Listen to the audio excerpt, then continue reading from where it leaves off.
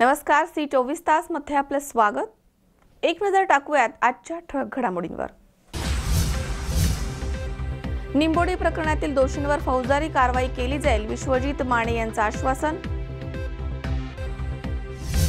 दिवाल यांना कामावर हजर करून घ्यावं यासाठी राहुरी येथील आरपीआय यांच्या वतीनं महात्मा फुले कृषी विद्यापीठ गेट समोर उपोषण। पाथर्डीमधील औरंगपूर येथील दलित महिलेचा कुऱ्हाडीचे घाव घालून खून, मुलीलाही जबर मारहाण, आरोपी पोलिसांच्या ताब्यात। आणि नगर मनमाड राज्यमार्गाच्या दयनीय अवस्थेमुळे राहुरी वेलफेअर पार्टी ऑफ इंडियाच्या वतीनं Supreme Kopargaon Ahmednagar toll plaza Dehare यांच्या व्यवस्थापकांना निवेदन।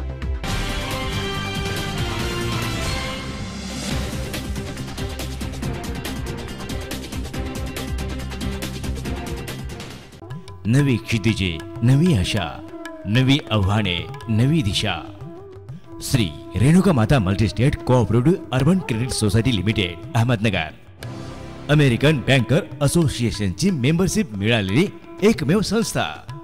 Shri Renuka Mata multistate cooperative urban credit society limited Ahmednagar, वर्षाचे 365 दिवस अखंड अविरत सेवा। संस्थेची कामकाजाची वेळ सकाळी 9 ते रात्री 8 वाजेपर्यंत। ठेवींना आकर्षक व्याजदर, आकर्षक कर्ज सुविधा उपलब्ध। संपूर्ण संगणकीकृत शाखा। भारतातील प्रमुख शहरावरील डिमांड ड्राफ्टची सेवा फक्त 5 पैशात। सोने तारण कर्ज सेवा 365 दिवस उपलब्ध। भारतात कुठेही अर्ध्या तासात पैसे वर्ग करण्याची सुविधा। भारतात कुठेही पैसे स्वीकारण्याची सुविधा। मोबाईल बँकिंग सुविधा, आरटीजीएस, एनएफटी सुविधा, एटीएम सुविधा। 9 राज्यात 106 शाखा। महाराष्ट्र, गुजरात, आंध्र प्रदेश, कर्नाटक, तामिळनाडू, मध्य प्रदेश, छत्तीसगड, दिल्ली, तेलंगणा। आपल्या दुकानाचा व्यवसाय वाढवण्यासाठी पॉज मशीनद्वारे कोणत्याही बँकेचे डेबिट कार्ड किंवा क्रेडिट कार्डद्वारे रक्कम काढण्याची सुविधा उपलब्ध। भारत सरकारद्वारे मिळालेले एकमेव ऑथेंटिकेशन युजर्स एजन्सी, उपभोक्ता तपासणी एजंट मान्यता प्राप्त संस्था। आजच डाउनलोड करा रेणुका माता अर्बनचे मोबाईल बँकिंग ॲप। या ॲपद्वारे bill payment, prepaid, postpaid mobile bill, online electricity bill, gas payment, insurance, hotel booking, air ticket booking, recharge, data card, DTH इत्यादी सेवा उपलब्ध। ठेवीवरचे व्याजदर 11.5%। सर्वांशी अतूट जिव्हाळ्याचं नातं जपत सेवा देणारी संस्था Shri Renuka Mata multistate cooperative urban credit society limited Ahmednagar. Renuka Bhavan, city survey number 35/2A+2B, city pride hotel जवळ, pipeline road, Savedi, Ahmednagar. Phone क्रमांक 1800-233-4140। मोबाईल नंबर 9225328391 किंवा 9225328300।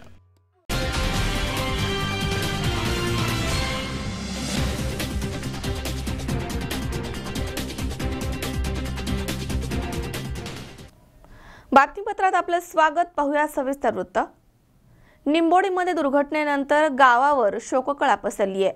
या संदर्भात नगरमध्ये अनेक पत्रकार परिषद आणि बैठकी पार पडतायत। या घटनेमधील दोषींवर कारवाई करण्यात येईल, तसेच मृत्युमुखी पडलेल्या मुलांच्या वारसांना योग्य ती मदत देण्यात येणार आहे, असं स्पष्टीकरण पत्रकार परिषदेमध्ये करण्यात आलंय। अहमदनगर जिल्ह्यामध्ये सध्या निंबोडी दुर्घटनेचा विषय गाजतोय। निंबोडी गावावर तर ऐन सणासुदीच्या काळामध्ये शोककळा पसरली आहे। त्यामुळे नगर जिल्ह्याचं राजकारण अक्षरशः ढवळून निघालंय। या संदर्भात नगरमध्ये अनेक पत्रकार परिषद आणि बैठकी होत आहेत। यानिमित्त जिल्हा परिषद कार्यालयामध्ये एक पत्रकार परिषद पार पडली आहे। निंबोडी येथील शाळा ग्रामपंचायतीने बांधली आहे आणि 2001 पासून इथे 5वीचा वर्ग भरत होता, अशी माहिती प्राथमिक चौकशीमध्ये समोर आली आहे। अशी माहिती मुख्य कार्यकारी अधिकारी विश्वजित माने यांनी दिली आहे। निंबोडी प्रकरणामधील दोषींवरती फौजदारी कारवाई केली जाईल, असंही ते म्हणालेत। मृत्युमुखी पडलेल्या मुलांच्या वारसांना जिल्हा परिषदेकडनं राजीव गांधी अपघात विमा योजनेमधनं प्रत्येकी 75,000 तसेच जिल्हाधिकारी कार्यालयाकडनं आपत्ती व्यवस्थापनामधनं प्रत्येकी 4 लाख रुपये मदत देण्यात येणार आहे, असं पत्रकार परिषदेमध्ये सांगण्यात आलंय। या संदर्भात जिल्हा परिषद अध्यक्षा शालिनीताई विखे यांनी माहिती दिली आहे। निंबोडी येथील घटनेनंतर आता प्रशासनानं शाळांची तपासणीची मोहीम सुरू केली आहे. मात्र ज्या 434 शाळा खोल्या पाडण्याचे आदेश देण्यात आलेत त्यांची तपासणी केवळ अधिकाऱ्यांच्या पथकानं नजरअंदाजानुसार केली आहे. तसेच एखाद्या इमारतीची स्ट्रक्चरल ऑडिट करण्यासाठीची आवश्यक यंत्रणाच जिल्हा परिषदेकडे नाहीये आणि त्यासाठी इतर यंत्रणेची मदत घ्यावी लागतीये असा आरोप जिल्हा परिषदेचे अतिरिक्त मुख्य कार्यकारी अधिकारी डॉक्टर कोल्हे यांनी केलाय. जी निंबोडीला जी दुर्दैवी घटना घडली, निश्चितच जे आपल्या शाळेचे 3 विद्यार्थी त्याच्यामध्ये दगावले गेलेले आहेत. अशा विद्यार्थ्यांच्या घरी आज सकाळी CO, ॲडिशनल CO, आमचे पदाधिकारी सर्व तिथे जाऊन आम्ही भेटी देऊन आलो आणि हे भेटी देत असताना निश्चितच जे काही प्रश्न आमच्यासमोर उभे राहिलेले आहेत, फुल न फुलाची पाकळी म्हणून आम्ही जे काही शासनातर्फे जी मदत करणार आहोत, म्हणजे जे 75,000 रुपये जिल्हा परिषदेकडनं जे दिले जातात ते सोडून RDC कडनं आपण 4-4 लाखाची जी मदत आहे ह्या विद्यार्थ्यांना कशी मिळेल त्या दृष्टीने आपण त्याच्या म्हणजे घरातल्या लोकांना त्याची मदत करण्यासाठी आपण प्रयत्न करणार आहोत. याच्या व्यतिरिक्त अजून काही मदत करता येणार की नाही या दृष्टीने बघणार आहोत. जिल्हा परिषदेमार्फत ज्या काही आपल्या ह्या जिल्ह्यातल्या शाळा जुन्या झालेल्या आहेत या जुन्या शाळांची सुद्धा आपण सर्व दखल घेणार आहोत आणि जास्तीत जास्त निधी आपल्या ह्या जिल्ह्याला मिळण्यासाठी निश्चितच आम्ही सर्व प्रयत्न करत आहोत. हा निधी मिळवताना पूर्वी केंद्र सरकारकडून आपल्याला सर्व शिक्षा अभियानातून बरेचसे निधी आपल्याला मिळत असल्यामुळे त्यावेळेस एवढं आपल्याला तुटवलं जाणवलं नाही आणि जवळजवळ मागच्या 5-6 वर्षी जे दुष्काळाचे गेलेले आहेत, परंतु यंदा थोडासा पाऊस चांगला झाल्यामुळे भीज पाऊस असल्यामुळे ते भिंतीमध्ये ते जे काही पाणी गेलं त्याच्यामुळे ही दुर्घटना घडलेली आहे. आणि निश्चितच आम्ही प्रत्येक वेळेस जे कोण कॉन्ट्रॅक्टर असतील, ठेकेदार जे बांधकाम घेतात त्यांनासुद्धा आम्ही प्रत्येक सांगत असतो तुम्ही लोएस्ट भरू नका, चांगल्या क्वालिटीचं काम तिथं झालं पाहिजे. ह्या दृष्टीने आम्ही सर्व त्याच्यामध्ये जाणीवपूर्वक लक्ष घालून प्रत्येकाला सूचना देत असतो. आता ही जी काही घटना घडलेली आहे हिला चौकशी अंती आपल्याला त्याची संपूर्ण माहिती मिळणार आहे आणि ती जी काही माहिती आमच्यासमोर येईल त्यानुसार फौजदारी कारवाई आपल्याला करण्यासाठी आपण जिल्हा परिषद त्याच्यामध्ये भाग घेईल. नव्हती किंवा उरलेली नव्हती किंवा त्याला जिराई गेलेलं नव्हतं असं काही नव्हतं म्हणून त्यांनी ते कंटिन्यू केलं होतं. पण बाजूला जो ओढा वाहतोय पलीकडच्या बाजूने तिथं कंटिन्युअस पाणी या काळामध्ये पावसाळ्यात खूप येऊन ते खालच्या बाजूने ते थोडंसं असं पोकळ होत गेला असावं आणि मग त्यानुसार मग ती जमीन थोडी धसली आणि मग ते थोडं असं खाली गेलं आणि मग वरच्या स्लॅबचं प्रेशर असं खाली आलं आणि ते असं म्हणून ते तिरप्या पद्धतीनं पडत आला स्लॅब. तो स्लॅब जो पडला आहे तो असा मागच्या बाजूला पडलाय. ओढ्याच्या दिशेने गावकऱ्यांचा जो होता त्याला कॉलम पण नव्हते ते असं बरोबर कॉलम बीम नव्हते ते लोड बेरिंग स्ट्रक्चर होतं. लोड बेरिंग स्ट्रक्चर होतं ते आमच्या लोड बेरिंग स्ट्रक्चर असतं ना. कॉलम आणि बीमची सिस्टीम जेव्हा नव्हती तेव्हा अगोदर लोड बेरिंगच बांधकाम होते ना सगळे. पण 97-98 मला तर ते होतीच ना. या संदर्भामध्ये कालच्या दुर्दैवी घटनेमध्ये ज्या विद्यार्थ्यांचा मृत्यू झाला त्यांच्या पालकांची आज आम्ही निंबोडी येथे जाऊन माननीय नामदार अध्यक्ष महोदया, आमचे अधिकारी वर्ग, मी स्वतः आम्ही जाऊन त्या ठिकाणी त्याचं सांत्वन केलेलं आहे. त्याचप्रमाणे तिथल्या ग्रामस्थांच्या ज्या मागण्या होत्या त्या पद्धतीनं तिथल्या त्या शाळेची जी आत्ताची जी अस्तित्वातली इमारत आहे त्याची देखील आम्ही पूर्णपणे पाहणी केली. ग्रामस्थांच्या बरोबर जर समजा काही नवीन बांधकाम जर करायचं झालं तर ते कोणत्या जागेमध्ये करावं याच्या संदर्भातली देखील चर्चा आज निंबोडी गावी जाऊन समक्ष त्या ग्रामस्थांशी आपण चर्चा केलेली आहे. त्याच पद्धतीनं जिल्हा परिषदेच्या कडून आपल्याला जी काही राजीव गांधी सानुग्रह अपघात विमा योजना आहे त्या योजनेअंतर्गत मृत झालेल्या विद्यार्थ्यांच्या नातेवाईकांना दरडोई आपल्याला 75,000 रुपयाची मदत देता येते. तर त्या संदर्भामध्ये आमची ती मदत देण्याबाबतची कारवाई सुरू आहे.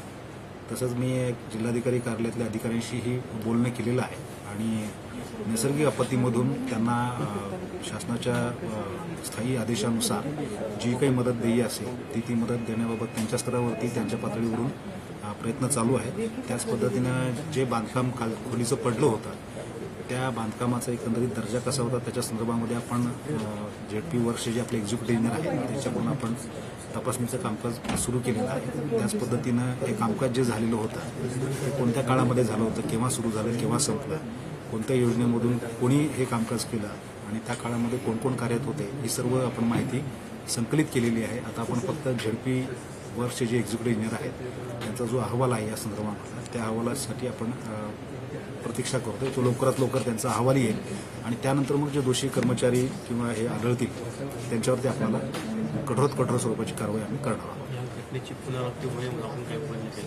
या संदर्भामध्ये अशा घटनेची पुनरावृत्ती होऊ नये म्हणून आम्ही सर्व गट शिक्षणाधिकारी आणि त्याच पद्धतीनं पंचायत समितीचे जे झेडपी वर्षे डेप्टी इंजिनियर्स आहेत अशांना आम्ही सर्व शाळांची ताबडतोब पाहणी करून अशा काही धोकादायक शाळा खोल्या वगैरे आहेत का त्याची माहिती तातडीने संकलित करून देण्याबद्दल कळवलेलं आहे. त्याच पद्धतीनं ज्या शाळांच्या खोल्या यापूर्वी निर्लेखित झालेल्या होत्या अशा निर्लेखित झालेल्या शाळांच्या खोल्या काही पाडण्यात आलेल्या आहेत, काही अद्याप पाडाव्याच्या आहेत. ज्या पाडाव्याच्या आहेत त्या शाळांच्या खोल्यांमध्ये कोणत्याही प्रकारचे वर्ग भरू नयेत अशाही सूचना आपण गट शिक्षणाधिकारी आणि यांना निर्गमित केलेल्या आहेत. गणेश राठोड, C24 तास, अहमदनगर. एकीकडे केंद्र आणि राज्य सरकार भारत स्वच्छ करण्यासाठी विविध योजनांवर कोट्यवधी रुपये खर्च करत आहे, तर दुसरीकडे पेठ ग्रामपंचायतच्या हद्दीमध्ये कचरा आणि घाणीचं साम्राज्य पसरलंय. वारंवार तक्रार करूनही या गंभीर गोष्टीकडे पेठ ग्रामपंचायत दुर्लक्ष करतेय. त्यामुळे नागरिकांच्या आरोग्याचा गंभीर प्रश्न उपस्थित झालाय. आंबेगाव तालुक्यामधील मोठे आणि बटाटा उत्पादनामध्ये अग्रेसर असणारं पेठ हे गाव. या गावामध्ये विकास कामांसाठी कोट्यवधी रुपयांचा निधी आलाय. मात्र गावामधला कचरा हा काही गावाच्या बाहेर गेला नाहीये.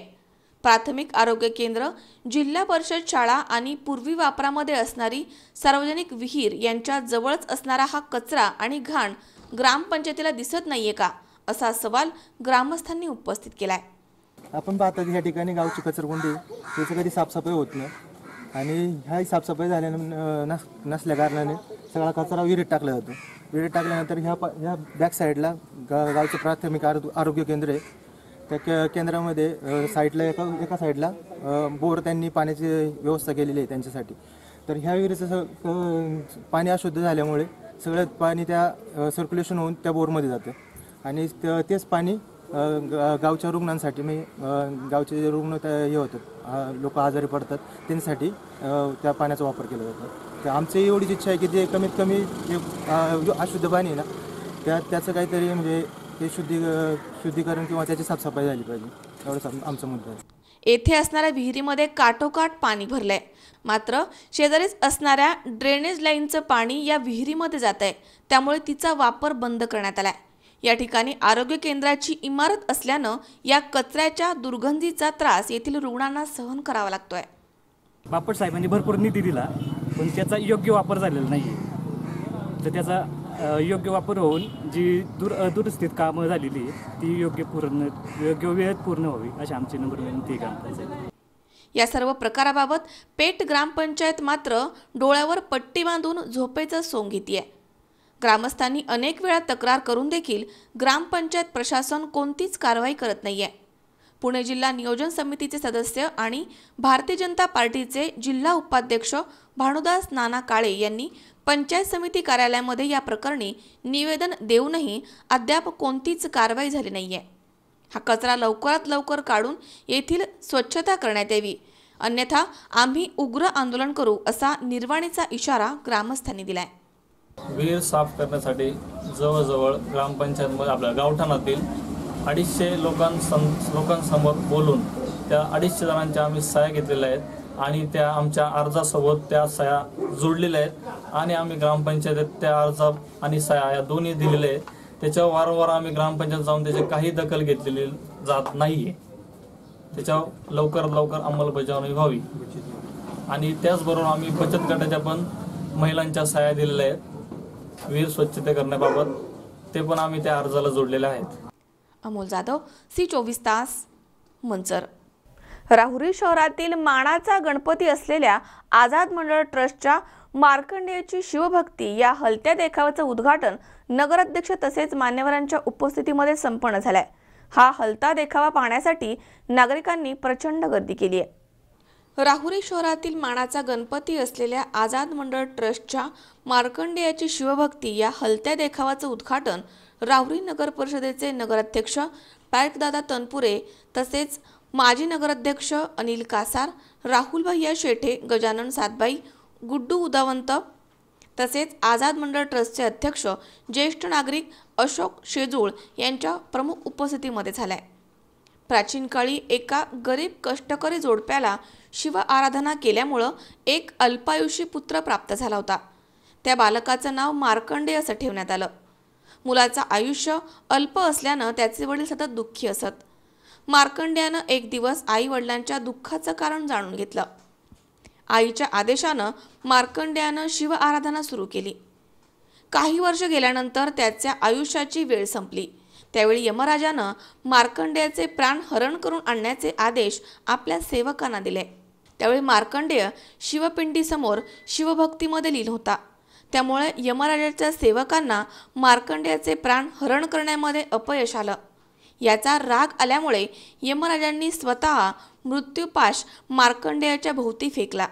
तेव्हा मार्कंडेयानं घाबरून शिवपिंडीला मिठी मारली आणि महादेवाचा धावा केला। यावेळी महादेवाच्या पिंडीमधनं महादेव प्रकट झाले आणि त्यांनी मार्कंडेयाला दीर्घायुष्याचं वरदान दिलं। मार्कंडेय पुढे महर्षी मार्कंडेय या नावानं ओळखू जाऊ लागले। या आख्यायिकेवरनं आझाद मंडळानं सादर केलेला हलता देखावा पाहण्यासाठी नागरिकांची मोठी झुंबड उडाली आहे। या प्रसंगी मंडळाचे अध्यक्ष भीमा रणसिंग, उपाध्यक्ष रवी गुंजाळ, गणेश खैरे, सागर लोळगे, राजेंद्र गुंजाळ, सोमनाथ गुंजाळ, प्रशील विधाटे, अमोल रणसिंग, धनंजय बोराडे, अनिल खैरे, भारत धोत्रे, सतीश धोत्रे, अमित गायकवाड, अभिजित नरवडे, बापू गुंजाळ आदींसह मंडळाचे शेकडो कार्यकर्ते उपस्थित होते। नागरिकांसाठी आपल्या गणपती बाप्पाच्या समोर आरस रूपी हा देखावा केलेला आहे। या मंडळाचं या शहरातल्या समाजकार्यामध्ये कायम चांगलं योगदान आहे। या चांगल्या देखाव्याचा शहरातल्या नागरिकांनी निश्चितपणे आनंद घ्यावा अशी मी या ठिकाणी विनंती करतो। आणि या वर्षीचा गणेशोत्सव शांततेच्या वातावरणात, खेळीमेळीच्या वातावरणात सर्व शहरातल्या नागरिकांना चांगले देखावे दिसतील असा सर्वच मंडळांनी उपक्रम केलेला आहे। आझाद मंडळ दरवर्षीप्रमाणे या शहरातल्या गणेशोत्सवाच्या निमित्तानं सर्व मंडळामध्ये चांगला देखावा देण्याच्या दृष्टीने त्यांचा दरवर्षीचा उपक्रम याही वर्षी चांगल्या पद्धतीने राबवला। त्याबद्दल मी मंडळाचे अध्यक्ष असतील, सर्व त्यांचे सहकारी असतील यांचं मनापासून अभिनंदन करतो। त्याचबरोबर आज या ठिकाणी सर्व आमचे पत्रकार मित्र वेळात वेळ काढून आले, त्यांचंही या निमित्तानं मंडळाच्या वतीनं आभार मानतो आणि माझे 2 शब्द संपवतो। मनोज साळवे सह सतीश फुलसौंदर, C24 तास, राहुरी। या ठिकाणी वेळ झाली छोट्याशा विश्रांतीची। अवघ्या काही क्षणात परत येतोय। तुम्ही पाहत राहा C24 तास, सगळ्या वर्तमानात बिनधास्त।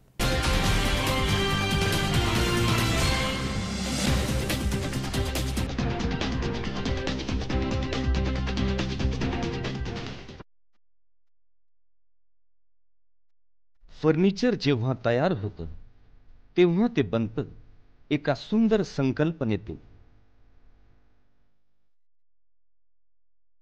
प्रत्येक फर्निचर मागे असतं मनाला मोहून टाकणारं डिझाईन। तुम्हाला हव्या त्या आकार, स्वरूप, डिझाईन आणि फॅब्रिकद्वारे आम्ही पूर्ण करतो तुमच्या आवडीच्या फर्निचरचे स्वप्न।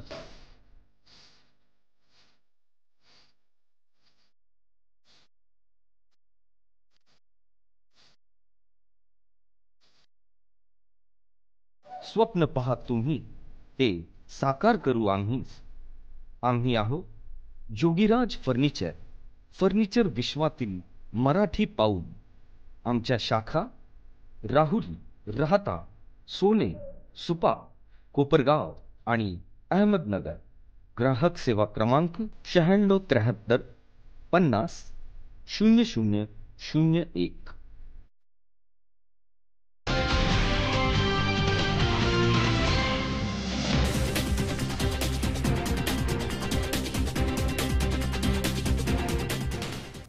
विश्रांतीनंतर बातमीपत्रात पुन्हा एकदा आपलं स्वागत। पाहूयात पुढची बातमी। धुळे महाविद्यालयामध्ये स्वेच्छक पदावर असलेले तानसेन बिवाल यांना कामावर हजर करून घेण्यासाठी राहुरी येथील रिपब्लिकन पार्टी ऑफ इंडियाच्या वतीनं महात्मा फुले कृषी विद्यापीठच्या गेटसमोर आमरण उपोषण सुरू करण्यात आलंय। धुळे महाविद्यालयामध्ये स्वच्छक पदावर असलेले तानसेन बिवाल यांना कामावर हजर करून घेण्यासाठी राहुरी येथील रिपब्लिकन पार्टी ऑफ इंडियाच्या वतीनं महात्मा फुले कृषी विद्यापीठाच्या गेटसमोर आमरण उपोषण सुरू करण्यात आले आहे. रिपब्लिकन पार्टी ऑफ इंडिया यांच्या वतीनं राहुरी पोलीस ठाणं आणि तहसील कार्यालय राहुरी यांना निवेदन देण्यात आलं आहे. या निवेदनामध्ये म्हटलंय की तानसेन सुरेश बिवाल हे राहुरी येथील महात्मा फुले कृषी विद्यापीठ अंतर्गत असलेल्या धुळे येथील कृषी महाविद्यालयामध्ये स्वच्छक पदावर कार्यरत होते, परंतु 2.5 वर्षाच्या काळामध्ये त्यांच्या कुटुंबामधील ज्येष्ठ कर्ते पुरुष आजोबा, चुलते वडील, भाऊ हे मयत झाले. त्यामुळे त्यांच्यावरती मोठा मानसिक आघात झालेला आहे. असं असतानाही ते धुळे येथे कामावर हजर होण्यासाठी गेले होते. त्यावेळी 1 दिवस उशीर झाला असं सांगून त्यांना कामावर हजर करून घेतलं नाहीये. तसेच त्यांचं कोणतंही म्हणणं ऐकून घेतलं नाहीये. तानसेन सुरेश बिवाल यांच्या कुटुंबामधील बरेचसे सदस्य मयत झालेत. त्यामुळे त्यांच्या कुटुंबाची सर्व जबाबदारी ही तानसेन सुरेश बिवाल यांच्यावर आली आहे. त्यांची आर्थिक परिस्थिती अत्यंत हालाकीची आणि बिकट आहे. ते स्वतः देखील आजारी आहेत. त्यामुळे ते वेळेवर कामावर हजर राहू शकले नाहीयेत. त्यांचं वैद्यकीय प्रमाणपत्र देखील सादर करण्यात आलंय. तानसेन बिवाल यांच्या कुटुंबावर सध्या उपासमारीची वेळ आली आहे. कुटुंबामधील मुलामुलींच्या शिक्षणाची सर्वस्वी जबाबदारी त्यांच्या नोकरीवर अवलंबून आहे. या कारणास्तव राहुरी येथील RPI आठवले यांच्या वतीनं दिनांक 30 ऑगस्ट रोजी सकाळी महात्मा फुले कृषी विद्यापीठाच्या गेटसमोर निलेश जगधने, सचिन दौलत साळवे, किशोर वैराळ, सचिन जगधने, तानसेन सुरेश बिवाल यांनी आमरण उपोषण सुरू केले. यावेळी शालिनीताई पंडित, सीमा बोर्डे, मंदाकिनी सांगळे, सुनील जाधव, बाबा शेलार आदींसह कार्यकर्ते मोठ्या प्रमाणात उपस्थित होते. दलित कुटुंबावर अतिशय मोठा अन्याय झालेला आहे. वडलोपार्जित सफाई कामगारामध्ये राहुरी कृषी विद्यापीठमध्ये त्यांचे आजोबापासून काम करीतात. संबंधित ठिकाणी त्यांचा नातू कामाला लागला, पण 1 दिवसाचा ड्यू झाला म्हणून त्याला कायमच सेवा समाप्ती दिली. त्याबद्दल रिपब्लिकन पक्षाच्या वतीने आणि खासदार रामदास आठवले साहेब यांच्या नेतृत्वाखाली उपोषण हे चालू आहे. तर तात्काळ रजिस्टर साहेब आणि कुलगुरू साहेब यांनी तात्काळ इथं येऊन त्या कुटुंबाला न्याय द्यावा. कारण त्या कुटुंबाची जी परिस्थिती अतिशय हल्लिकाची आणि त्या कुटुंबामध्ये जो प्रमुख माणूस आहे गेल्या 2-2.5 वर्षापासून तो घरी आहे, तर ते कुटुंब पूर्ण उपाशी तापाशी अशी परिस्थिती, एकदम आर्थिक परिस्थिती एकदम बिकट झालेली. जर समजा त्या कुटुंबामध्ये जर कुणी आत्महत्या जर केली, आत्महत्या करायची वेळ त्या कुटुंबावर आलेली आहे. वेळोवेळी रजिस्टर साहेबांना आणि वेळोवेळी कुलगुरू साहेबांना भेटून आम्ही वेळोवेळी त्या कुटुंबाने रजिस्टर साहेबांना वेळोवेळी भेटून विनंती करून का माझा मुलगा कामाला घ्या. आमची परिस्थिती अतिशय बिकटची आहे. आमच्या घरात खाण्या वाचून आम्ही मुक्त झालेलो आहे. त्याबद्दल वेळोवेळी रजिस्टर साहेबांना भेटून त्यांनी फक्त आश्वासनावर आश्वासन द्यायची भूमिका घेतली. त्याबद्दल आमच्या कुटुंबाचं आणि कोणाचं बी जरी काय झालं आणि कुणी बी जर आत्महत्या जर केली तर त्याला संबंधित एक रजिस्टरच जबाबदार राहील. राहुरी कृषी विद्यापीठाच्या गेटसमोर Republican Party of India Athawale गटाच्या वतीने आम्ही 8 दिवसापूर्वी कुलसचिव साहेब यांना निवेदन दिले होते की लाडपागे समितीच्या शासनमान्य समिती आहे ती, त्या वारस हक्काने तानसेन सुरेश बिवाल यांची नियुक्ती झालेली आहे. आणि गेल्या 2.5 वर्षापासून त्यांच्या घरातील त्यांचे आजोबा, त्यांचे वडील, त्यांचे भाऊ, त्यांची आजी हे सर्व मयत 3-4 मयती 2-2.5 वर्षाच्या 1-1 वर्षाच्या कालखंडात झाल्या होत्या. त्यामुळं ते मानसिक त्यांच्यावर आघात झाला होता तानसेन बिवाल यांच्यावर. तर त्यांना विद्यापीठाने फक्त 1 दिवसाचा उशिरा DO पाडल्यामुळे त्यांना सेवा समाप्तीचे आदेश कुलसचिव साहेबांनी काढले. हे अतिशय निंदनीय गोष्ट आहे आणि त्या बिवाल परिवारावर अत्यंत बिकट परिस्थिती आलेली आहे. आर्थिक त्यांचं एकदम हालाकीचं जीवन त्यांच्या घरात चालू आहे. तसेच त्यांना तात्काळ कामावर घेण्यासाठी आम्ही निवेदन पण दिलं, तरी पोलीस सचिव साहेबांनी उडवाउडवीचे पत्रव्यवहार माझ्या संघ केला. त्याबद्दल आम्ही आज इथं आमरण उपोषण आजपासून आमचं सुरू आहे. तसेच ठेकेदार पद्धतीने जे कामगार काम करतात त्यांची फंडाची रक्कम पण तात्काळ मिळावी अशी बी आमची मागणी आहे. आणि आमचं जे उपोषण सुरू आहे या उपोषणात कुठल्याही प्रकारचं होणाऱ्या परिणामास महात्मा फुले कृषी विद्यापीठाचं प्रशासन जबाबदार राहील असं मी RPI तालुक्याचा युवा उपाध्यक्ष निलेश जगदने असे डिक्लेअर करतो. मनोज साळवे सह सतीश फुलसौंदर, C24 तास, राहुरी. विघ्नहर सहकारी साखर कारखान्याचे संस्थापक अध्यक्ष तथा माजी खासदार स्वर्गीय निवृत्ती शेठ शेरकर यांच्या 88व्या जयंतीनिमित्त विविध कार्यक्रमांचं आयोजन करण्यात आलं होतं. यावेळी अनेक मान्यवर या ठिकाणी उपस्थित होते. विघ्नहर सहकारी साखर कारखान्याचे संस्थापक अध्यक्ष तथा माजी खासदार स्वर्गीय निवृत्ती शेठ शेरकर यांच्या 88व्या जयंतीनिमित्त विविध कार्यक्रमांचं आयोजन करण्यात आलं होतं. यावेळी अनेक मान्यवरांनी स्वर्गीय निवृत्ती शेठ यांच्या आठवणींना उजाळा दिलाय. आजही न चुकता शेठ बाबांच्या जयंती आणि पुण्यतिथीला त्यांचं स्मरण करण्यासाठी महाराष्ट्रामधनं अनेक लोक तसेच जुन्नर आंबेगाव तालुक्यामधील सभासद, ऊस उत्पादक शेतकरी आवर्जून येतात. हे त्यांच्यावरील प्रेमाचं आणि लोकप्रियतेचं प्रतीक आहे. कैलासवासी शेठ बाबांचं चरित्र आदर्शवत आहे आणि तेच माझे आयडल असल्याचं विघ्नहर साखर कारखान्याचे अध्यक्ष सत्यशील दादा शेरकर यांनी सांगितलंय. माजी खासदार स्वर्गीय निवृत्ती शेठ शेरकर यांनी विघ्नहर साखर कारखान्याच्या माध्यमामधनं आंबेगाव आणि जुन्नर तालुक्यामधील शेतकऱ्यांच्या हितासाठी निर्णय घेतल्यामुळेच आज कारखाना इतक्या मोठ्या प्रमाणावरती नावारूपाला आलाय असं यावेळी संचालकांनी सांगितलंय. जुन्नरचे आमदार शरददादा सोनवणे, जिल्हा परिषद सदस्य आशाताई बुचके, सर्व संचालक, सभासद, ऊस उत्पादक शेतकरी यावेळी मोठ्या संख्येने उपस्थित होते. या प्रसंगी प्रसिद्ध कवी आणि वात्र टीकाकार नारायण सुमंत यांच्या कवितांनी सर्व मान्यवरांना मंत्रमुग्ध केलं. स्वर्गीय निवृत्ती शेठ शेरकर यांच्या 28व्या जयंतीच्या कार्यक्रमाच्या निमित्तानं या ठिकाणी ज्यांची प्रमुख उपस्थिती या ठिकाणी लाभलेली आहे ते ज्येष्ठ कवी आणि वात्र टीकाकार श्री नारायण सुमंतराव, त्याचबरोबर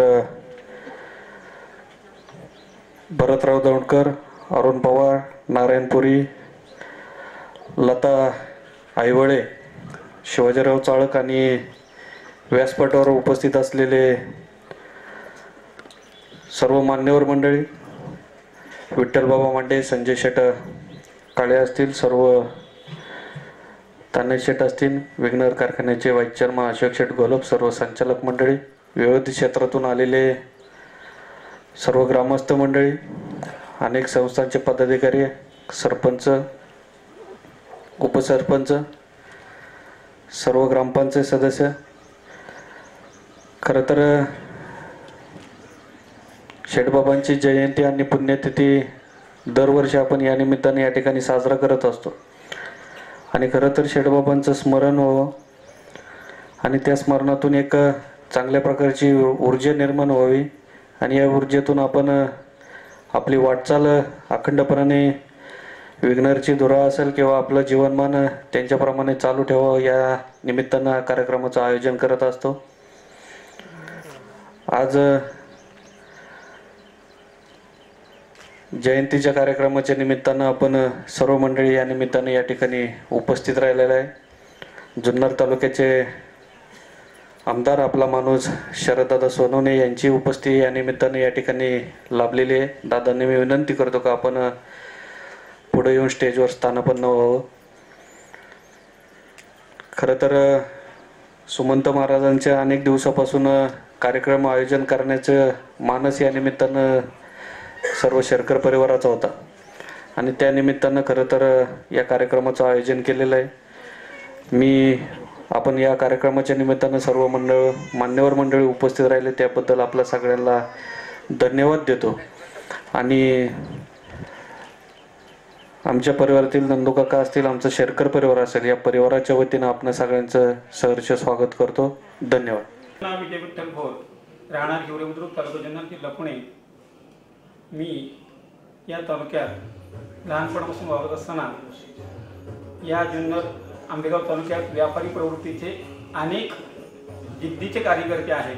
परंतु त्यात सेठबाबा अगदी नावलौकिक कमवलेला माणूस आणि गरिबीची जाण असणारा माणूस यानं जुन्नर आंबेगावच्या 1976च्या धरणानंतर विस्थापित झालेल्या लोकांकरता एक आपल्या सहकाऱ्यांबरोबर थोडीशी चर्चा करून या जुन्नर आंबेगाव तालुक्याचं भाग्य घडवलं.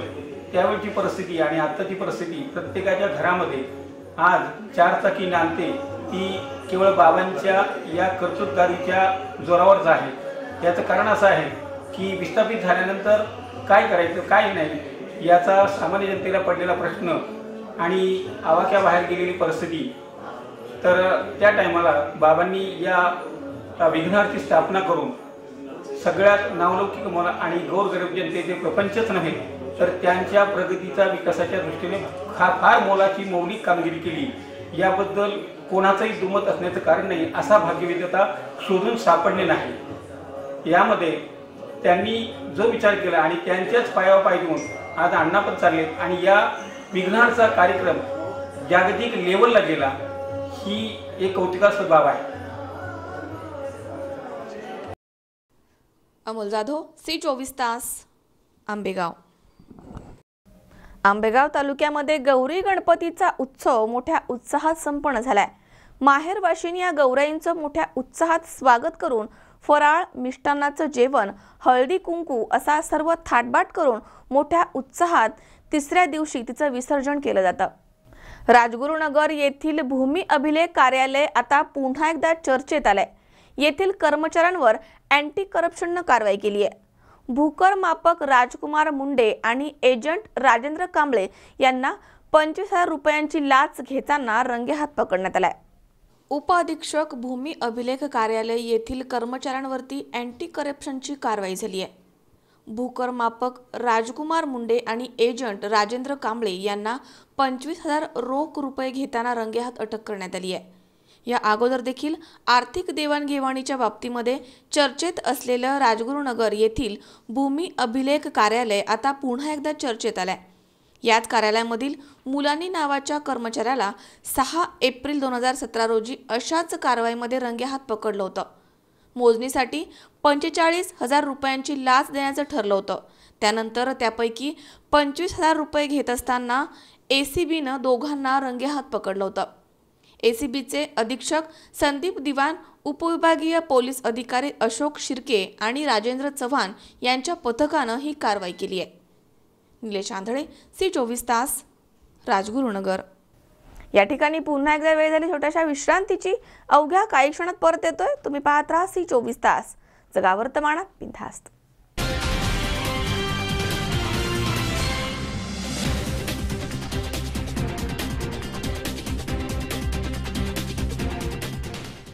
तुमचं डायनिंग सेटचं स्वप्न कसंही असो, ते पूर्ण करण्याची जबाबदारी आमची. कारण आम्ही फक्त डायनिंग सेट देत नाही, तर आम्ही देतो डायनिंग आयडियाज. डायनिंग टेबल घ्यायच्या पहिले तुमची कल्पना एकदा आम्हाला अवश्य सांगा. शिवाय डायनिंग आयडियाज सोबत आहेत बेड कॉन्सेप्ट्स आणि प्रीमियम सोफा थीम.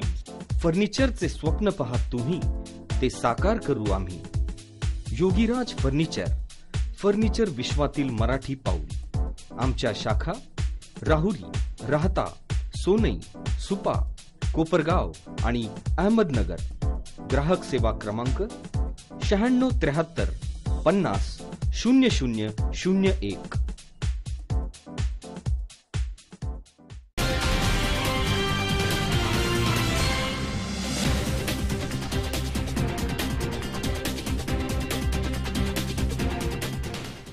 विश्रांतीनंतर बातमीपत्रात पुन्हा एकदा आपलं स्वागत. पाहूयात पुढची बातमी. पाथर्डी तालुक्यातील औरंगपूर येथील दलित समाजाच्या महिलेच्या डोक्यामध्ये कुऱ्हाडीनं वार करून तिचा खून करण्यात आलाय. तर मयत महिलेच्या मुलीच्या डोक्यातही कुऱ्हाडीनं वार करून तिला जखमी करण्यात आलाय. दरम्यान तिला उपचारांसाठी उपजिल्हा रुग्णालयामध्ये दाखल करण्यात आले, तर आरोपी देशमुख याला पोलिसांनी ताब्यात घेतलाय। पाथर्डी तालुक्यातील औरंगपूर येथील दलित समाजाच्या महिलेच्या डोक्यामध्ये कुऱ्हाडीने वार करून तिचा खून करण्यात आलाय। मयत महिलेच्या मुलीच्याही डोक्यामध्ये कुऱ्हाडीने वार केल्यानं ती गंभीर जखमी झाली आहे। पाथर्डीच्या उपजिल्हा रुग्णालयामध्ये तिच्यावरती उपचार सुरू आहेत। शांताबाई कसबे असं मयत महिलेचं नाव आहे। बुधवारी 5 वाजेच्या सुमारास औरंगपूर गावामध्ये ही घटना घडली आहे। औरंगपूर येथे शांताबाई मरीबा कसबे या आपली मुलगी रंजना चांदणे हिच्या समवेत राहत होत्या। गावामधील चक्रधर दत्तात्रय देशमुख यानं बुधवारी दुपारनंतर 5 वाजेच्या सुमारास शांताबाई यांच्या घरामध्ये त्यांच्यावर कुऱ्हाडीनं हल्ला केला।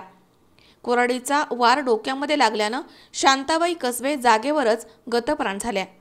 त्यानं त्यांच्या पायावरही वार केलाय। यावेळी जवळच असणारी शांताबाईची मुलगी रंजना चांदणे यांच्यावरही देशमुख यानं हल्ला केला। त्यानं त्यांच्या डोक्यामध्ये कुऱ्हाडीनं वार केलाय। घटनेची माहिती मिळताच पाथर्डीचे पोलीस निरीक्षक राजेंद्र चव्हाण, कॉन्स्टेबल संजय आव्हाड, भगवान सानप, नयूब पठाण, भाऊसाहेब खाटीक, निलेश म्हस्के, भाऊसाहेब तांबे, धर्मराज दहिफळे आदींनी घटनास्थळी औरंगपूर येथे धाव घेतली। यावेळी चक्रधर देशमुख स्वतःच्या घरामध्ये जाऊन बसला होता। त्यानं आतमधनं कडी लावून घेतली होती। पोलिसांनी देशमुख याला घराची कडी उघडण्यास सांगितलं। त्यानंतर त्यानं कडी उघडताच त्याला ताब्यात घेण्यात आलंय। पोलिसांनी देशमुख याच्याकडनं घटनेमधील कुऱ्हाड आणि एक लोखंडी गज ताब्यात घेतलाय। शांताबाई यांच्या नातेवाईकांनी पोलिसांना त्यांचा मृतदेह पाथर्डीला घेऊन जाण्यासाठी अडवलं होतं।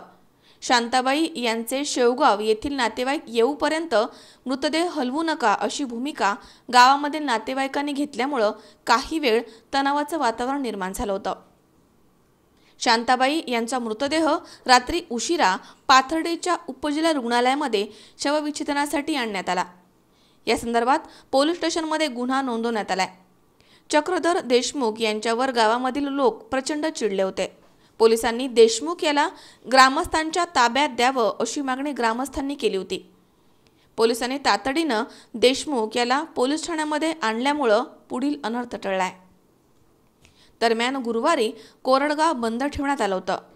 टायगर फोर्सचे तालुकाध्यक्ष तथा सरपंच रवींद्र म्हस्के, मच्छू कसबे, गणेश कसबे, शहादेव घोरपडे, अशोक काकडे, वसंत कसबे, संजय कसबे, रवी गाडे, अण्णासाहेब बारगळ यांनी त्यांच्या कुटुंबियाची भेट घेऊन सांत्वन व्यक्त केलंय। तसेच कोरडगाव आणि परिसरातील सर्व कामं बंद ठेवण्यात आली आहेत। मुकुंद लोहिया, C24 तास, पाथर्डी। पिंपळगाव घोडे येथे भास्कर कुटुंबामध्ये गौरी गणपतीचा हा सण मोठ्या उत्साहात संपन्न झालाय। नैवेद्याची रेलचेल 40वे वर्ष आहे। पहिल्या दिवशी मोठ्या उत्साहात गौरींचं आगमन झालं। त्यानंतर दुसऱ्या दिवशी सत्यनारायण महापूजा आणि गौरी पूजन करण्यात आलं। यावेळी गावामधील सर्व महिला मंडळी उपस्थित होत्या। त्यानिमित्तानं हळदी कुंकवाचं आयोजन करण्यात आलं होतं। या सर्व महिलांनी गौराईचं यावेळी पूजन केलंय। गौरींसाठी यावेळी 16 प्रकारच्या भाज्या, मिठाई, पुरणपोळी नैवेद्य बनवण्यात आले होते। मोठ्या आनंदानं सहकुटुंब सहपरिवार गौरी गणपतीच्या उत्साहात सहभागी झालं होतं। गेली 40 वर्षापासून आमच्या कुटुंबामध्ये गौरी गणपतीचा सण साजरा केला जातो आणि खूप उत्साहाने या गणपतीचा सण आम्ही साजरा करतो। गावातील महिला आमच्याकडे हळदी कुंकवाच्या दिवशी संपूर्ण गावातील महिला या ठिकाणी हजर राहतात आणि आम्हाला सहयोग देतात। आमच्या इथे गौरी आल्यानंतर दुसऱ्या दिवशी सत्यनारायणाची पूजा असते। त्या सत्यनारायणाच्या प्रसादाच्या निमित्ताने आणि गावातील महिला एकजूट येऊन आम्हाला सहकार्य करून आमचा आनंदित द्विगुणित करतात। आमच्या कुटुंबातील सर्व कुटुंब पूर्ण याच्यामध्ये 3 दिवस रमलेला असतो। खूप आनंद असतो। काल 29 रोजी आमच्या इथे गौरीचे आवाहन झाले आणि खिचडीचा नैवेद्य, भाजी भाकरीचा नैवेद्य आम्ही गौरीला दाखवतो। आज 30 तारीख गौरी पूजन केले। गावातील बायकांना हळदी कुंकासाठी बोलवले आणि 16 नैवेद्यांचा 16 भाज्यांचा नैवेद्य दाखवला। पुरणपोळीचा नैवेद्य हा दाखवला। मिठाई, दिवाळीचं फराळ त्याचा नैवेद्य दाखवला। मोठ्या उत्सवाने गौरीचे पूजन केले. मोहसिन काठेवाडी, सी24 तास, घोडेगाव. गणपती पाठोपाठ मंगळवारी दाखल झालेल्या गौरींची यथासांग पूजा झाल्यानंतर सर्वत्र हळदी कुंकू कार्यक्रमाचं आयोजन करण्यात आलं होतं. पुण्यामधील सौ कोंढाळकर यांनी गौरी सजावटीच्या बनवलेली आकर्षक गुफा पाहण्यासाठी महिलांनी मोठी गर्दी केली. या ठिकाणी पुन्हा एकदा वेळ झाली छोट्याशा विश्रांतीची. अवघ्या काही क्षणात परत येतोय. तुम्ही पाहत राहा सी24 तास, गाव वर्तमानात बिनधास्त.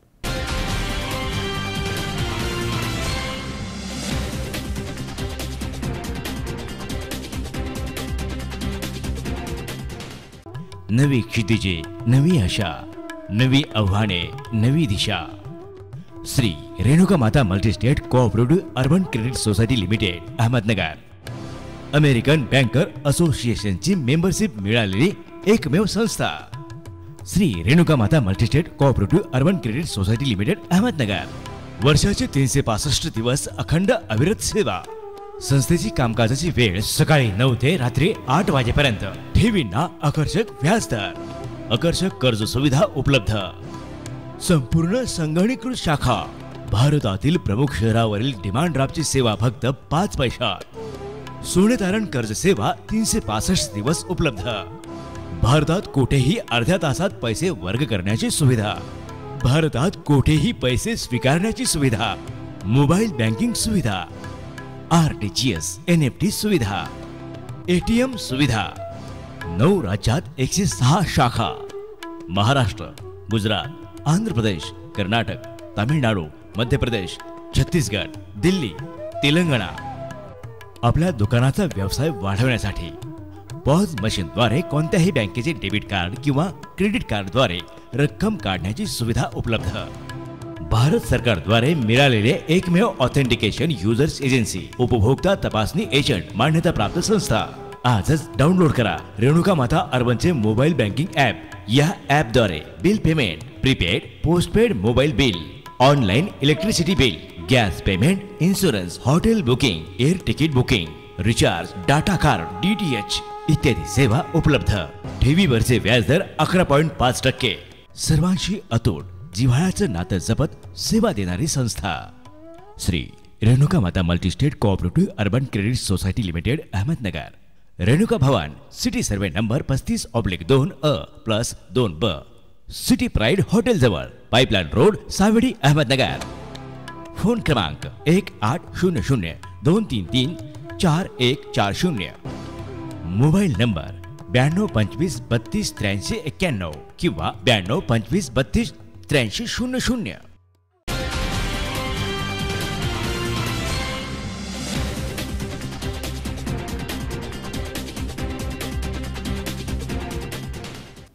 विश्रांतीनंतर बातमीपत्रात पुन्हा एकदा आपलं स्वागत. पाहूयात पुढची बातमी. नगर मनमाड राज्य महामार्गाची झालेली दयनीय अवस्था, त्यामुळे नागरिकांना होणारा त्रास याबाबत राहुरी येथील वेलफेअर पार्टी ऑफ इंडिया यांच्या वतीनं Supreme Kopargaon Ahmednagar toll plaza Dehare येथील व्यवस्थापकांना निवेदन देण्यात आलंय. नगर मनमाड राज्य महामार्गाची झालेली दयनीय अवस्था याबाबत राहुरी येथील वेलफेअर पार्टी ऑफ इंडिया यांच्या वतीनं Supreme Kopargaon Ahmednagar toll plaza Dehare येथील व्यवस्थापक यांना निवेदन देण्यात आलंय. या निवेदनामध्ये म्हटलंय की नगर मनमाड राज्य महामार्गाची अत्यंत दयनीय अवस्था झाली आहे. मोठमोठे जीवघेणे खड्डे यामध्ये पडलेत, त्यामुळे अनेक अपघात होऊन अनेकांना मृत्युमुखी पडावं लागतंय.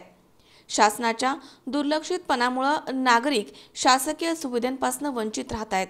मात्र टोल वसुली जोमानं सुरू आहे. या राज्य महामार्गावरती शिर्डी शिंगणापूर सारखं जागतिक दर्जा प्राप्त असलेलं देवस्थान आहे. त्यामुळे या महामार्गावर राज्यातून तसेच देशभरामधनं भाविकांची मोठी वर्दळ असते. रस्त्याच्या या दयनीय अवस्थेमुळे अनेक भाविकांना आपला जीव गमवावा लागलाय. या रस्त्यांच्या देखभालीची जबाबदारी नगर तालुक्यामधील देहरे येथील टोल नाक्याची आहे. मात्र संबंधित अधिकाऱ्यांचं टोल नाक्यावरती नियंत्रण नाहीये. तसेच टोल नाक्याच्या अधिकाऱ्यांचा शासकीय अधिकाऱ्यांशी आर्थिक हितसंबंध असल्याचा संशय व्यक्त करण्यात येतोय. त्यामुळे राज्य पातळीवरती या प्रकाराची कोणीही दखल घेत नाहीये. तसेच टोल नाक्यावर असलेले कर्मचारी हे शासनानं घालून दिलेल्या नियम अटीनुसार नेमलेले नाहीयेत. त्यांच्याकडे शासनाचं कुठलंही ओळखपत्र किंवा गणवेश सुद्धा नाहीये. टोल नाक्याच्या या अनागोंदी कारभाराबाबत वरिष्ठ पातळीवरती चौकशी व्हावी आणि त्वरित कारवाई करण्यात यावी, अन्यथा वेलफेअर पार्टी ऑफ इंडियाच्या वतीनं तीव्र स्वरूपात आंदोलन छेडण्यात येईल आणि याची सर्वस्वी जबाबदारी टोल नाका कंपनीची राहील, असं निवेदनामध्ये म्हटलंय. या निवेदनावरती सत्तारबाई शेख, योगेश धसाळ, हरीश शेळके, सोहेल शेख, आतिक शेख, अहमद खान, बाळू सपकाळ, गोरख करांडे, दत्तू बंगे, बाळासाहेब काळे, अफरोज पठाण, असलम पठाण, वसीम कुरेशी, हमीदभाई चौधरी, आसिर शेख, राजू शेख, मनोज बंगे आदींच्या सह्या आहेत. अहमदनगर टोल प्लाझा 2011 पासून कार्यरत असून इथं जोरदार टोल वसुली चालू आहे. या रस्त्यावर 2011 पासून कुठल्याही प्रकारचा लेअर दिला जात नाही. आपण समोरच पाहतात टू व्हीलरच्या लेन इथं उपलब्ध नाही. टोल समोरच या ठिकाणी दिशादर्शक फलक लावले गेलेले नाही आहेत. त्यामुळे आम्ही सदर निवेदन आम्ही या टोल कंपनीला देत आहोत. वारंवार या रोडवर या खड्ड्यांमुळे ॲक्सिडेंट होतात. याची पूर्णतः जबाबदारी या सुप्रीम कंपनीने घ्यायला हवी.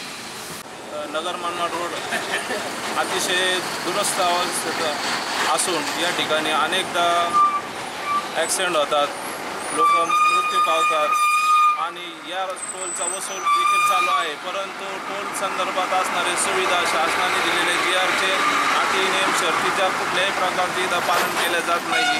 टोलवर कुठल्याही प्रकारची सुविधा नसून टोलचा देखील परंतु वसूल हा अतिशय जोरात चालू आहे.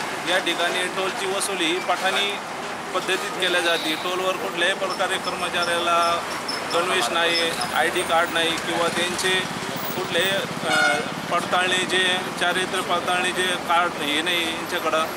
तरी या ठिकाणी शासन आणि शासकीय अधिकारी कुठल्याही प्रकारचे यांच्यावर लक्ष देत नाही. याचं कारण असं असेल किंवा यांच्याकडं शासनाच्या अधिकाऱ्यांना आर्थिक संबंध असू शकतात असे आम्हाला शंका आहे. कारण की या ठिकाणी एवढा मोठा हा वाहतुकीचा रोड असून परराज्यातून येणाऱ्या लोकांना अतिशय जीवमुठीत घेऊन चालावा लागतो. परंतु या ठिकाणी अनेक संघटनेनी अनेक नागरिकांनी या ठिकाणी तक्रारी केल्या, परंतु या टोलच्या कंपनीने जरा पण त्यांच्यावर कुठल्याही प्रकारची त्यांच्यावर धाक नाही. यामुळे या ठिकाणी आम्ही आमच्या संघटनेच्या वतीने आमचे सर्व कार्यकर्ते या ठिकाणी यांना निवेदन दिलं, परंतु या निवेदनाचं यांनी कुठल्याही प्रकारे गांभीर्याने विचार केला नाही.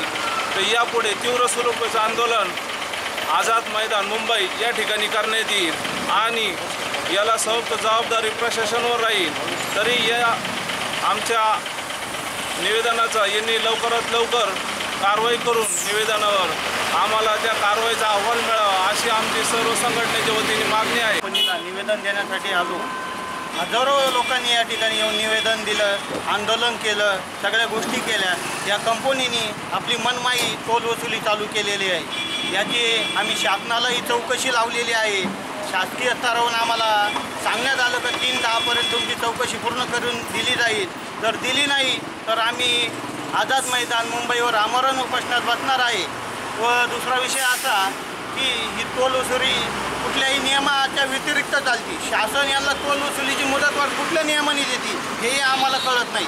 यांच्या डोक्यात कुठल्या लोकप्रतिनिधीचा हात आहे का हेही आम्हाला कळत नाही आहे. कारण आज बरेचसे नेते या रोडनी जातात, यांना दिसत नाही का जनतेचा इथं बळी जातो.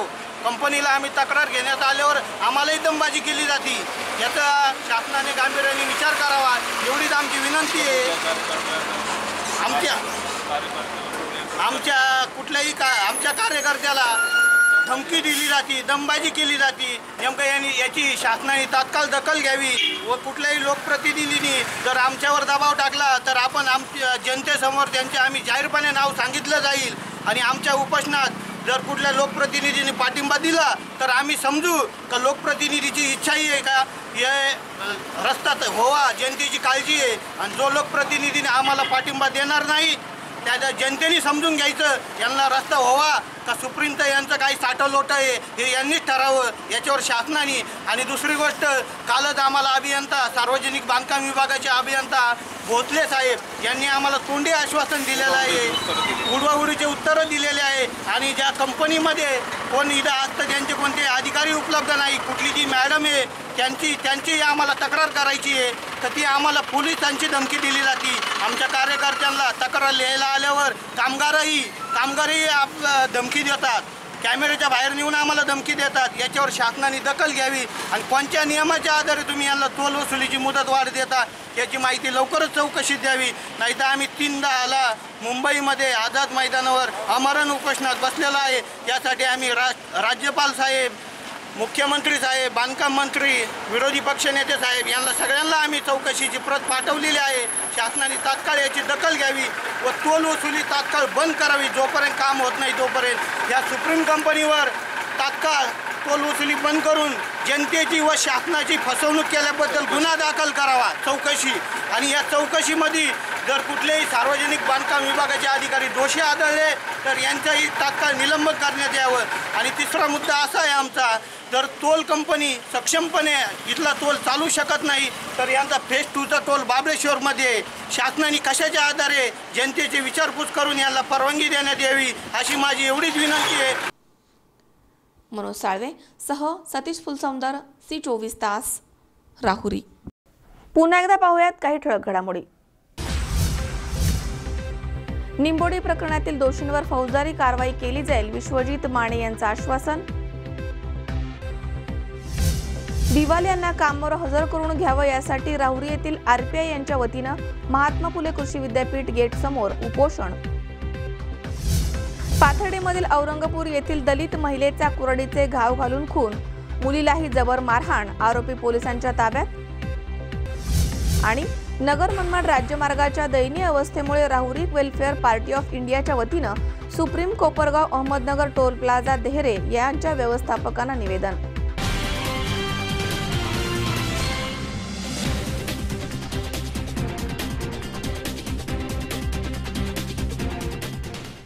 याचबरोबर बातमीपत्रात आज वेळ झाली इथेच थांबण्याची. ताज्या अपडेटसाठी बघत रहा C24 तास. सकाळ वर्तमानात बिनधास्त.